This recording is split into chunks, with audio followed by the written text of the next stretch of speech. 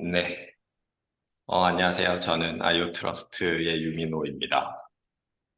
제가 관심 갖고 있는 기술들, 블록체인 쪽 기술들이 이렇게 몇 개의 그룹이 좀 있는데, 그중에 좀 지각을 하다 보면, 인터체인, 아니면 크로스체인, 뭐 이런 종류의 기술들에 좀 관심을 많이 가지게 되더라고요. 왜냐하면 이게 체인들이 좀 많이 이루어져 여러 개가 있을수록 뭐 다양한 뭐 무슨 디앱들이 서비스들이 생겨날 수 있고 그리고 그걸 연결하는 어떤 역할로서의 지갑 뭐 이런 것들도 고민하고 뭐 이럴 수 있게 돼가지고 그래서 좀 관심을 많이 갖고 있는데 그래서 인터체인 기술과 관련된 항목들을 좀 하나씩 분석해 보고 있어요. 그래서 이제 첫 번째로 코스모스를 좀 잡아봤고 그 뒤에는 이제 그 코스모스 이외에 다른 이제 인터체인 기술들도 하나씩 좀 봐보려고 합니다. 그래서 오늘은 코스모스의 IBC를 이제 첫 번째 주제로 가지고 왔고, 코스모스를 한 이유는 한국어로 된 자료들 중에 분석이 가장 많이 돼 있어서 그래서 분석하기가 좀 쉬운 편이어서 얘로 먼저 잡아봤습니다. 그러면 네, 시작해 보겠습니다. 일단 IBC를 좀 보기 전에 코스모스 자체의 좀 기본 구조가 어떻게 생겼는지부터 좀 보는 게 좋을 것 같아요. 그래서 코스모스를 이제 보면 코스모스는 이제 허브라는 어떤 것을 중심으로 허브 옆에 존이라는 것들이 이렇게 붙어 있는 형태로 되어 있고 허브가 이제 존들을 연결하는 역할을 하는 뭐 이런 구조로 되어 있고 이 상태에서 허브도 하나의 이제 블록체인 네트워크고 별도의 그리고 존도 각각의 이제 블록체인 네트워크이고 당연히 이제 허브끼리도 뭐 연결이 가능하고 허브랑 존이 연결되어 있고 이런 형태로 되어 있습니다. 이게 이제 실제 생태계에서는 어떻게 되어 있는지 좀 보면 허브는 지금 이제 코스모스 허브라고 불리는 이제 코스모스 그 허브가 하나가 존재하고 있고 코스모스 허브 이외에 뭐 이제 활성화되어 있는 허브들은 잘 없는 것 같더라고요. 그래서 이 코스모스 허브 중심으로 이제 구성되어 있고 그리고 이제 앱체인이라는 용어가 나오는데 앱체인은 이렇게 특별 어떤 그 어플리케이션에 무슨 하나씩 그 역할을 하는 뭐 블록체인이다 이런 의미에서 이제 앱체인이라고 부르는 것 같고 그리고 이 앱체인이 그냥 각자 독립되어 있는 이제 메인넷이라고 보면 될 것 같고요. 그리고 존이라는 것과 앱체인이 사실 좀 같이 쓰이기도 하는데 존은 이제 IBC라는 어떤 프로토콜을 통해서 허브랑 연결되어 있는 앱체인을 그냥 존이라고 부르는 것 같습니다. 그리고 이제 IBC라는 건 이제 코스모스 생태계 내에서 블록체인 간의 통신을 하기 위한 프로토콜이고, 뭐 줄여서는 인터 블록체인 커뮤니케이션, 뭐 요거의 이제 약자라고 합니다. 그래서 오늘 이제 주로 볼 건 이제 IBC에 대해서만 좀 살펴보려고 해요. 그래서 IBC를 이해하려면 꼭 알아야 되는 건 아닌데, 이렇게 모듈이라는 개념이 자주 나오더라고요. 그래서 이제 모듈이라는 걸 좀 이해해 보면 좋을 것 같아서 가지고 왔고요. 코스모스 생태계에서 무언가를 이제 만들려면 이제 코스모스 SDK하고 뭐 텐더민트하고 뭐 이런 종류의 개발 툴킷을 사용하게 되는데, 코스모스 SDK에는 이제 뭐 기능별로 이제 다양한 그 소프트웨어 세트들을 이미 만들어 놨어요. 그리고 그런 기능별로 이렇게 구성되어 있는 소프트웨어 세트를 이제 모듈이라고 부릅니다. 그래서 이제 코스모스 이제 기반으로 어떤 앱 체인을 만들겠다라고 하면 이미 있는 모듈들 중에서 내가 필요한 기능들, 뭐 거버넌스 기능이나 아니면 뭐 스테이킹 기능이나 아니면 뭐 스테이킹 할 때 뭐 벌어지는 뭐 슬래싱과 관련된 기능들이나 뭐 이런 것들을 이제 가지고 와서 조립하는 방식으로 이제 앱 체인을 만들게 되는 그런 방식으로 되어 있어요. 그리고 이제 당연히 이제 IBC도 그런 이제 모듈들 중에 하나이고 이미 이제 어느 정도 기능이 동작을 하는 소프트웨어 세트가 있는 상태인 거죠. 그래서 저걸 가져다가 내 앱 체인에 조립하면 이제 IBC를 쓸 수 있게 되는 그런 구조로 되어 있습니다. 그래서 IBC만 좀 더 들여다보면 기본 구조는 이렇게 되어 있어요. 가운데 이제 허브 체인이 있고 허브 체인이 이제 다른 앱 체인들을 연결하는 역할을 하니까 그리고 허브 체인과 이제 다른 옆에 앱 체인들이 이렇게 연결되어 있는데 그 사이에 그 릴레이어라는 어떤 그 엔티티가 존재를 합니다. 그래서 릴레이어가 체인과 체인 사이를 좀 중개해주는 이런 역할을 하는 것들이 있고 그 이제 연결되는 방식은 이제 허브 체인을 중심으로 이제 연결되어 있고요. 물론 이제 기술적으로는 뭐 체인 이제 허브를 통하지 않고 이제 체인하고 다른 앱 체인들끼리 직접 연결을 하는 것도 이제 가능은 한데 어차피 프로토콜이니까 근데 굳이 이제 허브 체인을 통하지 않고 이렇게 연결할 이유는 사실 잘 없겠죠. 안 그러면 내가 연결하려는 체인이 5개가 있으면 각각 5개를 다 연결하는 것보다 그냥 허브 체인 하나만 연결해 놓고 그 허브 체인을 통해서 다른 체인하고 이제 연결되는 그런 방식이 좀 더 효율적이기 때문에 이런 방식들로 이제 실제로 연결되어 있진 않고 실제로 연결되어 있는 건 다 허브 체인하고만 이제 연결되어 있습니다. 그래서 IBC를 통해 IBC라는 건 어찌됐던 다른 하나의 체인에서 다른 체인으로 무언가를 요청하는 거잖아요. 근데 이제 그런 것들을 이제 어떤 방식으로 처리하는지 약간 간략하게 오버뷰 같은 느낌으로 한번 살펴봤어요.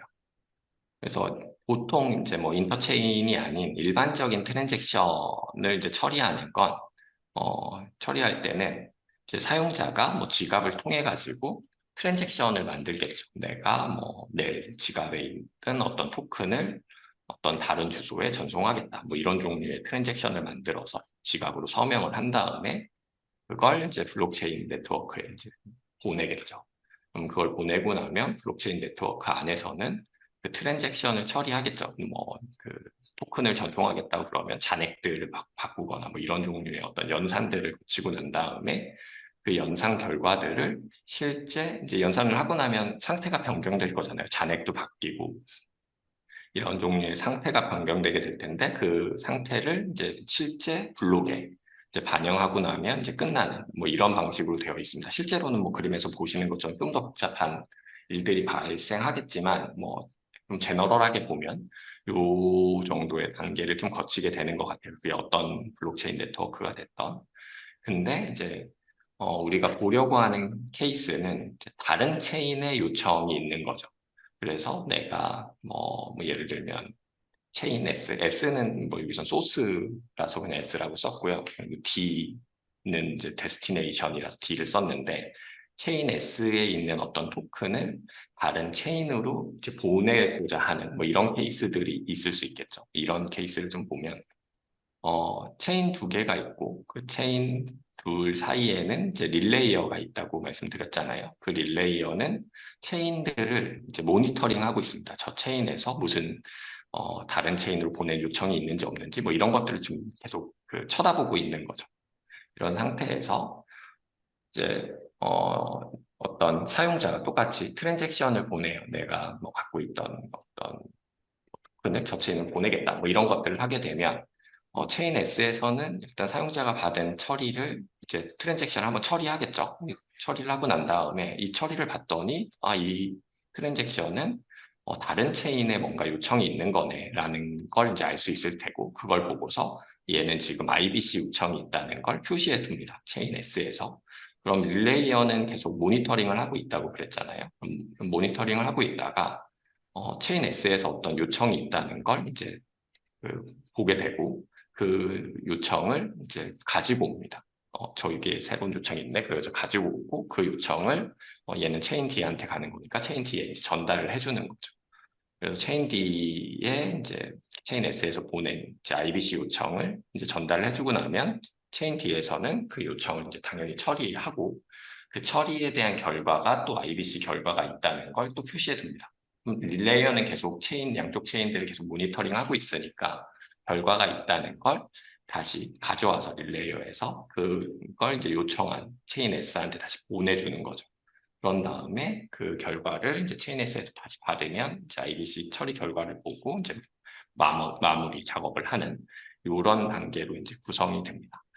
이걸 좀 더 실질적인 예로 이제 한번 좀 보게 되면 체인 S에 있던 내 지갑에 있던 10개의 아톰 토큰을 체인 D로 이제 이동하는 케이스가 이제 가장 제너럴한 케이스인 것 같아요. 그러면 그런 트랜잭션을 사용자가 만들어서 체인 S에 보내겠죠. 그러면 체인 S에서는 10개의 토큰을 보내야 되니까 내 지갑, 지금 체인 S에 있는 10개의 아톰 토큰을 이제 락 시킵니다. 더 이상 쓸 수 없게 락을 시켜놓고 이제 IBC 요청이 있다는 걸 이제 표시해 놓죠. 그럼 릴레이어가 가져다가 체인 D에 보내면 체인 D에서는 이 요청을 받더니 10개의 아톰 토큰을 옮기는 거네. 이걸 보고 나서 10개의 아톰 토큰을 새로 발행을 합니다.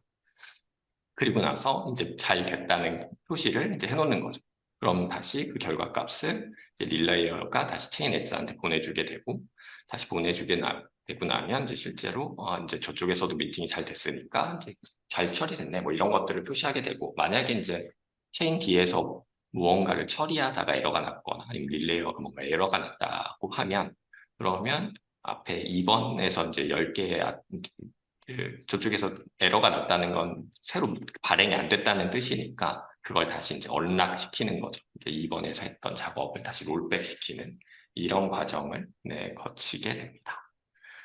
그래서 이런 종류, 이제 이런 원리로 그냥 거의 대부분 이제 동작을 하는데, 이런 IBC가 동작을 하려면 이제 블록 확정성, 파이널리티라고 부르는 이 보장된 체인에서만 이제 가능을 해요.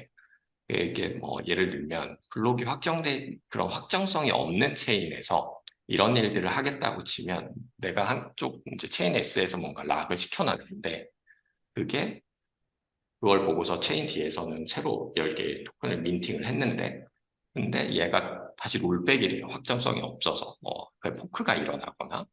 그래서 롤백이 되면 뭔가 이게 꼬이기 시작하겠죠. 그래서 이런 어떤 블록 확정성이 보장되어 있다는 걸 가정한 상태에서만 이제 가능을 하고, 코스모스 체인에서, 코스모스 생태계에서 쓰는 이제 기본적인 그 합의 알고리즘, 뭐 텐더민트 같은 경우는 이 블록 확정성이 보장된 체인이기 때문에 이런 것들이 좀 가능해집니다. 근데 그렇지 않은 체인들도 있죠. 그래서 결정적인 블록 확정성을 가지지 않은 체인들, 예를 들면 대표적으로는 비트코인 같은 것들이 있죠. 비트코인은 사실 블록이 완전히 확정되는 게 없잖아요. 블록이 새로 생길 때마다 그 블록이 롤백될 확률이 점점 0에 가까워지게 작아지는 거지. 그게 완전히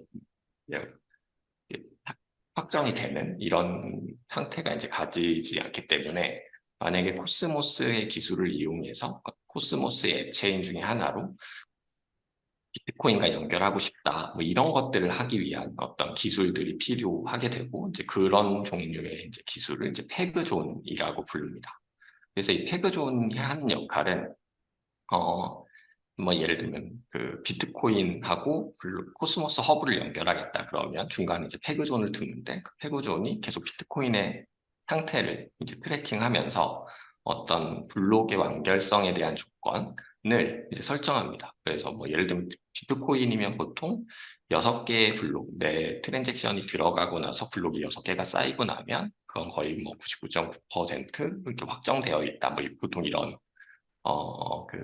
무슨 그 확률이 있는데, 그런 것처럼 그러면 비트코인이면 6블록이 컨펌되면 얘는 파이널리티가 보장됐다. 뭐 이런 것들을 이제 페그존에서 세팅하는 거죠. 그리고 이제 비트코인하고 코스모스는 사실 주고받는 데이터의 포맷이 다르기 때문에 그런 것들을 중간에 하는 처리해주는 뭐 이런 것들을 해주는 이제 페그존이라는 어떤 컨셉도 존재를 합니다.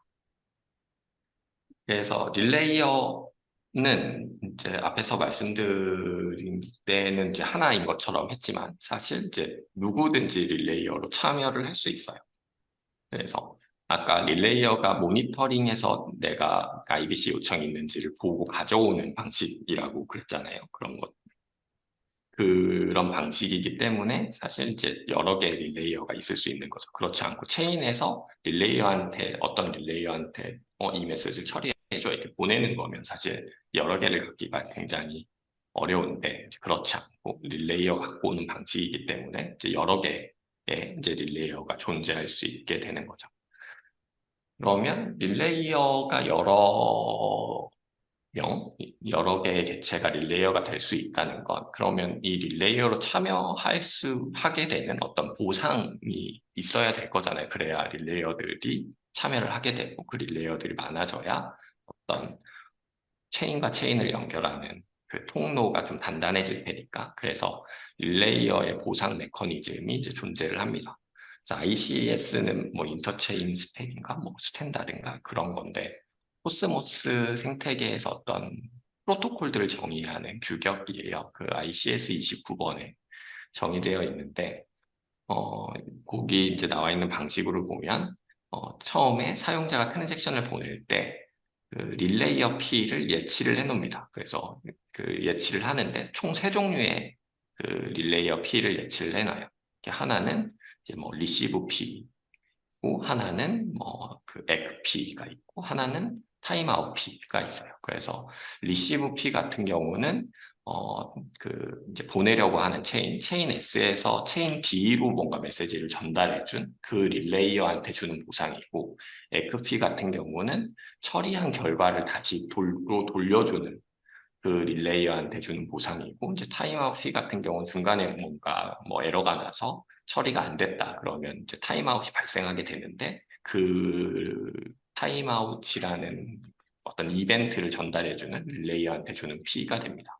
그래서 보통의 케이스는 메시지가 잘 주고 결과가 잘 왔을 테니까 리시브 피하고 에크 피가 이제 두 개로 가게 되고, 이제 실제 그걸 처리해준 릴레이어한테 가게 되겠죠.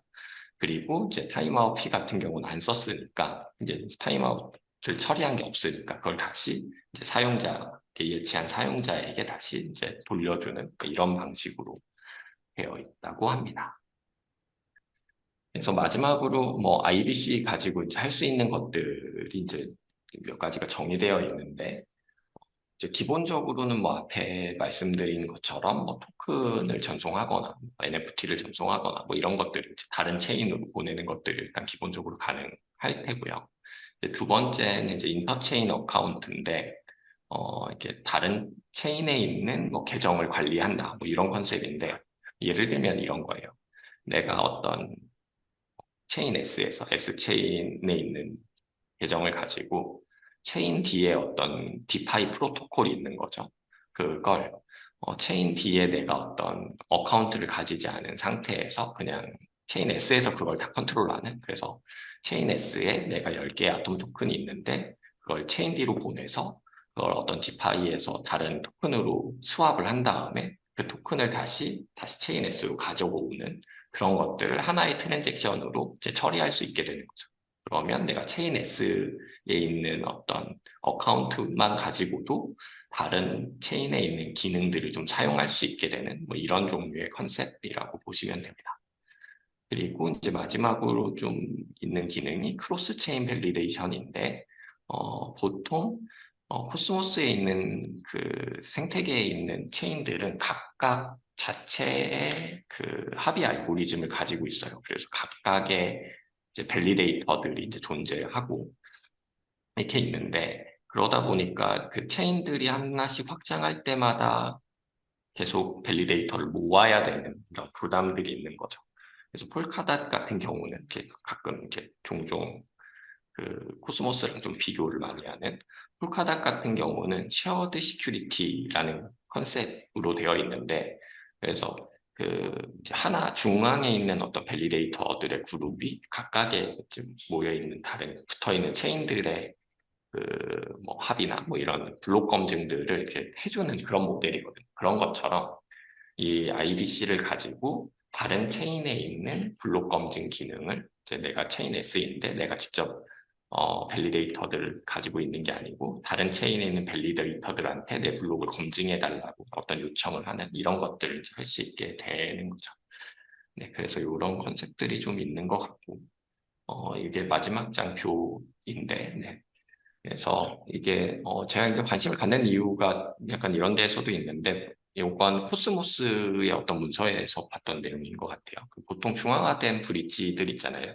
EVM 계열에서 많이 쓰는 어떤 사이드 체인과 이더리움 체인 간의 뭔가 자산들을 왔다 갔다 할 때 쓰는 그런 중앙화된 브릿지 방식보다 이런 플랫폼에 내재된 어떤 그 체인 간의 통신 프로토콜이 좀 더 안전하다고 이제 합니다. 그래서 예를 들면 중앙화된 브릿지 같은 경우는 이제 양쪽에 있는 컨트랙트들을 컨트롤해야 되기 때문에 그걸 컨트롤하기 위한 그 컨트랙트를 컨트롤하기 위한 어떤 개인 키가 필요하거든요. 근데 그 개인 키가 보통 해킹이 돼서 뭔가 보안 이슈들이 발생하고 이러는데 이제 그런 종류의 얘는 릴레이어가 있다고 해서 뭔가 개인 키가 뭐가 있거나 이런 것들은 아니다 보니까 그런 이슈들이 좀 발생할 가능성이 이제 낮아지는 것 같아요. 네.